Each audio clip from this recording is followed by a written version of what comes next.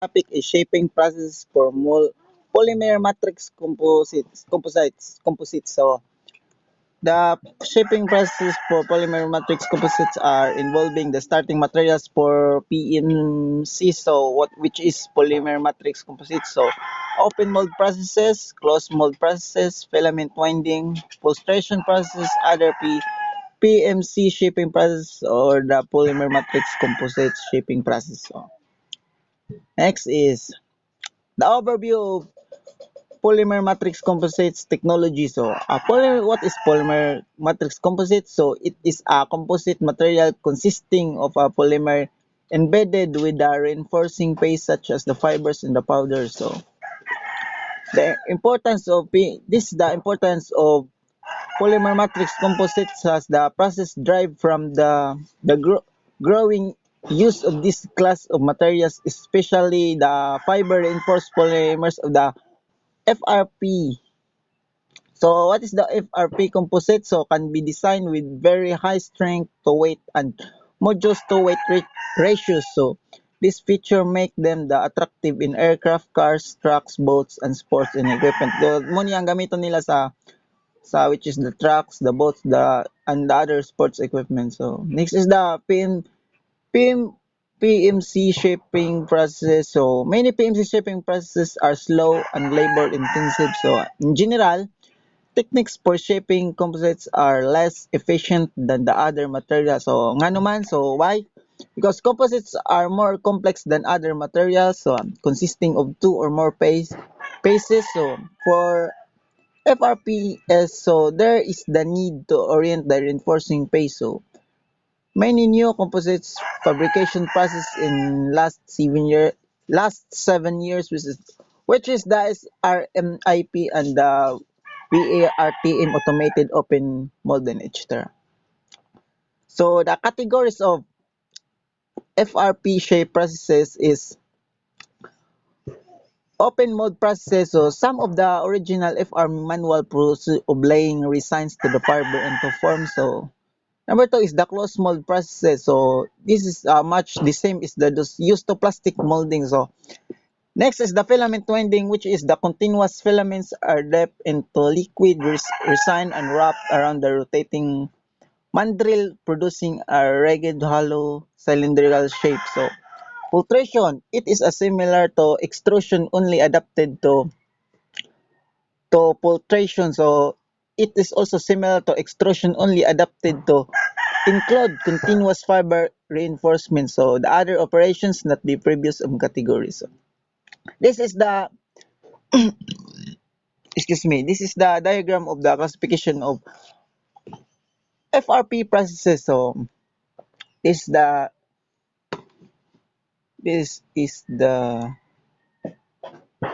FR shaping the process for short fiber PMs. So this is the diagram and layup, automated tape laying. So this is composed in open mold processes. So in closed mold processes, this composed of compression molding, resin transfer molding. So the filament winding, the filtration process. So the other tube is tube rolling. So the other mold process is spray up. So this is the diagram.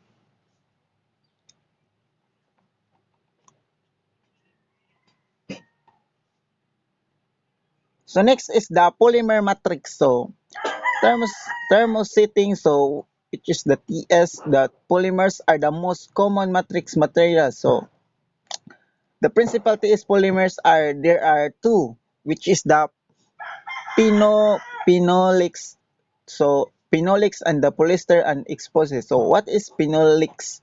So it is used to particulate reinforcing bases. So the second is polyesters and exposite. So most closely associated with the FRPS. So there is the thermoplastic molding compounds include the fillers and reinforcing agents. Nearly all rubbers are reinforced with the carbon black. Carbon black.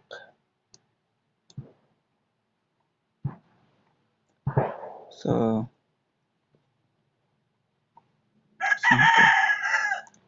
So reinforcing agent. So diri kay naa diri sa kuan no sa na-discuss ang what is the reinforcing phases. So reinforcing agent is the possible geometries, so possible materials, particles and the flakes, then the almost engineering interest of the use. So possible geometries is the fibers, particles and the flakes. So possible materials are the ceramics, metals and others. So polymers or elements such as the carbon or boron. The particles in the flakes are used in many plastic molding compounds. So, of most engineering interests and use the fibers as the reinforcing base of this is the under of reinforcing agent. So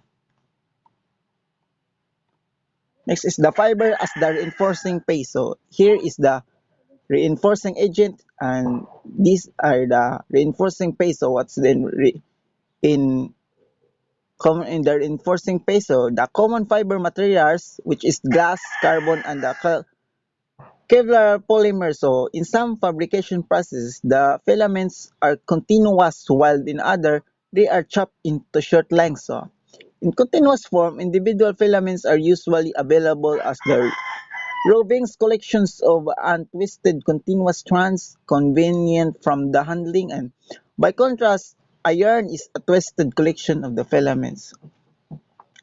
Next is the next is the fiber on the reinforcing paste yapon. So the most familiar form of the continuous fiber is a cloth. So kabantang sa yung cloth. So a fabric or woven yarn. So it's a made of yarn. So the similar of cloth is a woven roving. So a fabric consisting of untwisted filaments rather than the yarn. So woven rovings can be produced with annual numbers of the strands into direction so that they possess greater strength in one direction, so such as unidirectional woven rovings are often preferred in laminated FRF composites. So next is the mats and performs as reinforcement. So fibers can also be in the mat form. So a felt consisting of randomly oriented short fibers held loosely together with a binder. So mats are the commercially available as the blankets of various weights, thicknesses, and the widths. So mats can be cut and shaped for us in the performs in some of the closed mold processes. During molding, the resin impregnates soap proper the perform of the course. So this yielding a fiber reinforced molding. So this is the combining of matrix and reinforcement. So the starting of the materials arrived at the fabrication, the operation is the separate intense and the combined into the composite during the shaping. So the filament winding and the pultration in which reinforcing peso, it was a continuous fiber. So the two component materials are combined into some starting form. The used in the shaping process are the molding compounds and the prepreg. So ma-discuss ni ig sa next ani nga kan. So what is the molding compound? So it is the composite molding compounds consist of the resin matrix with a short randomly disappeared fiber. So the similar to those used in the plastic molding are the most molding compounds are composite processing are the thermosetting polymers. So since they are designed for the molding, they must be capable of allowing. So accordingly, they have not been cured prior to the shape of processing. So curing is done during and or after final shaping. So what is prep preg? So this is the fibers impregnated with the partially course of these resins to the facilitate shape of processing. So the available as the tapes with the cross-plied sheets of fabrics and the curing is implanted during and or after shaping. So the advantage of this is prepex are the fabricated with continuous filaments rather than the shape random fibers, thus increasingly strength and the modulus. So the open mold processes, so the family of FRP shaping process that used to a single positive or negative mold surface to produce laminated FRP structures are the starting materials, the which is the resins, fibers, mats, and the woven roving. So this applied to the mold by layers, so building up to the desired or of thickness. So this is allowed by curing and part removal. So common resigns are the unsaturated polyesters and the epoxies using the fiberglass as the reinforcing. So epoxies and the polyesters.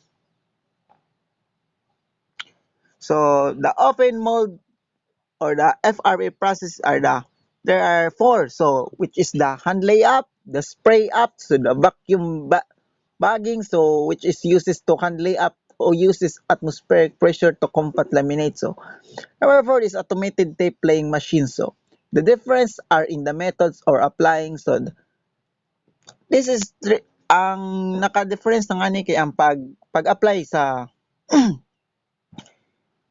lamination to the mold to alternative curing techniques and other differences. So, ang pag-use or ang pag-apply ang naka-differentiate. Next is the hand layup method. So, excuse me. So, the hand layup method. So, hand layup method. So, this is an open mold shaping method in which is successive layers of the resin and reinforcement are manually applied to an open mold to building the laminated FRF composite structure. So, the labor intensive to finish the molding must usually be trimmed with a power saw to size outside edges. So, all this open mold method o laminates dating to the 1940s. So, dugi na kayo when it was first used for boat hulls. So, ang nakaunahan ni di ay gamit kay ang for the boat hulls. So, this is laminates of 1940s. So, dugay na. So, next is this is the diagram of hand layup method. So, this number one is the mold is treated with the mold release agent. So this is the picture. So the next is the thin gel coat which is resin is applied to the outside surface of molding. So this is the cold coat. Next is the number three is when gel coat has partially set, layers of resin or the fiber are applied. The fiber is in the form of mat or cloth. Each layer is rolled and to impregnate the fiber with resin and the removal air. So this is the layers of the removal resin ni double. So next is the number four is the part of cured. So kanina nagkuan ng mga excuse. So number five is the fully hardened part of removed from the mold. So sapawan. Ay kasapaw pero dire gikuha ang finished part of the ready removal trimming. So ibutang na nga rin. Next is the products made by hand lay up. So these are the products nga na made sa pag hand lay up. So generally large in size but low in production quantity, not economical for high production. For the application of this is the boat hulls kaniya, swimming pools, large container tanks, movie and stage props, other foam sheets. So the largest molding ever made was the ship hulls. So for the British Royal Navy with 85 meter or 280 feet long. So taas yun. So next is method is the spray up method. So spray up method. So liquid resin is the chopped fibers that spread into an open mold to the build successive FRP laminations attempt to mechanize application for the resin fiber layers and reduce layup time. So alternative for step is three in the hand layup procedure. So there are three layup procedures. So products made by hand layup. Dili man. So this is the diagram of spray up method. So spray up method. This is the diagram of spray up method. So products made by spray up method. The products are the boat hulls, bathtubs, shower, stools, automobile, and the truck body parts. So recreational vehicle components, furniture, large structural panels, and the containers. So Movie and stage props is sometimes made by this method. So, since products made by the spray up have randomly oriented short fibers, they are not as strong as those made by layup. So, in which the fibers are continuous and directed. So this is ano vacuum bagging. So this is the kanang actual picture. Excuse me. And this is the kanang the diagram. So use atmospheric pressure to suck air from other vacuum bag. So to compact combustible layers down and make a high quality laminate. So the layers from bottom include the mold release, the composite, and the pel ply breather cloth. Vacuum bag also need the vacuum valve sealing the tape. So kani diri kay naa ni siya yung mga di gipakita na diri sa diagram is ang mga parts niya. So these are have many parts. So next is the automated tape laying machine. So automated tape laying machines operate by dispensing a prepared tape onto the open mold following the program path. So the typical machine consists of overhead gantry, which is the dispensing head to attach. So the gantry permits is the YIXYZ travel to the head for the positioning and following the defined continuous path. So next is the actual picture of automated tape playing the machine. Oh. This photo is courtesy by Cincinnati Milacron. So this is the picture. This is the Milacron, which is the company. This is the picture. So next is the carrying on open mold processes. So carrying is the required all of all thermosetting resins used in FRM laminated composites. So carrying across links the polymer, transferring it from its liquid or highly plastic condition into the hardened product. So there are three principal process parameters in carrying, which is the time, the temperature, and the pressure. So the curing at room temperature. So curing normally occurs the room temperature for the teas resins used to conlay up and spray up the procedure. So moldings made by this process are often large to both holes, and heating would be difficult due to the product size. In some cases, these are required therefore room temperature curing the sufficiency complete to remove the part. So the curing methods based on heating. So even curing provides the heat at closely controlled temperature. Some curing ovens are equipped to draw the partial vacuum. In infrared heating used the application where it was uh, impractical to the place molding it ovens. So curing in the autoclave, an enclosed chamber equipped to apply heat and or pressure at the controlled level. So in FRF composites processing, it is usually large horizontal cylinder with doors either in end. So the classification of closed molder process are these. So there are three classes based on their counterparts in conventional plastic molding, which is the compression molding, the transfer molding, the injection molding. So this terminology is often different for the polymer matrix composites are molded. So the compression molding or PMC process is the charge is placed in the lower mold section and the sections are brought together under the pressure causing charge to take the shape of the cavity. So the mold hubs are heated to cure these polymers. So when molding is sufficiently cured, the mold is opened and part is removed. So the several shaping processes for PMCS based on the compression molding so the difference are the mostly in the form of the starting materials. So the transfer molding or PMC process is the charge of thermosetting resin, which is short fibers is placed in the pot or chamber heated by the squeeze by the ram action into one or more mold cavities. So the mold is heated to the curve in the resin. So the name of the process derives from the fact that the fluid polymer is transferred from pot into mold. So the injection molding PMC process is the injection molding is noted for the low cost production of plastic part in large quantities. So although most closely associated with the thermoplastics, the process can also be adapted to the thermoset. So the process of interest is the context of PMCs, conventional injection molding, and the reinforced reaction injecting molding.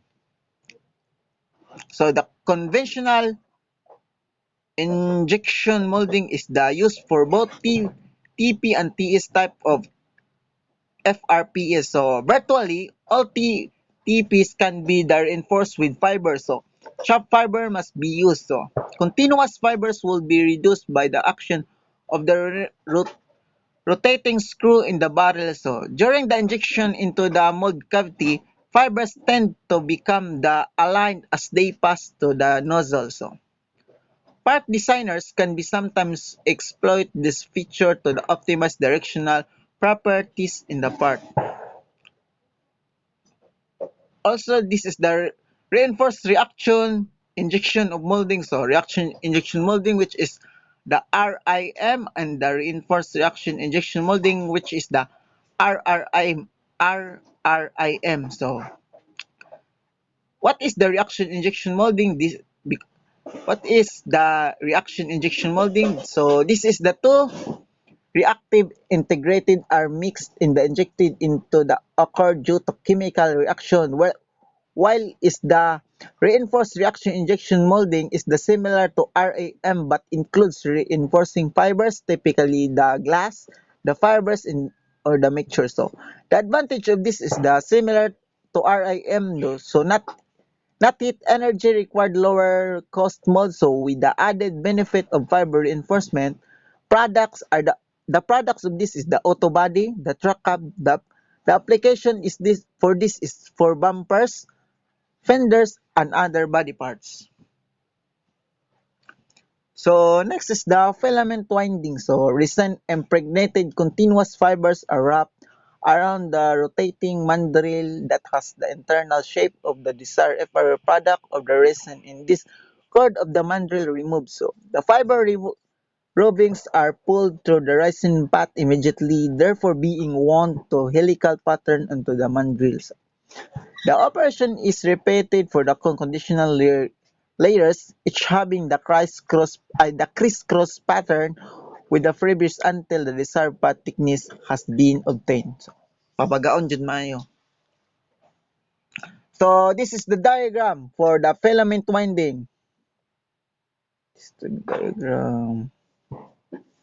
So this is the diagram for filament winding, which is the continuous roving kani. So the resin bat kaning kani kani kani kaning box. So the pulleys kani ang kaning magtuyok nga muko ani daganan sa mga excuse me PC. So next is the carriage. So this, so the driver box kani, the rotating kani ka magtuyok. So this is the diagram of filament winding. So balik sa nato. Oh, ano ba yun?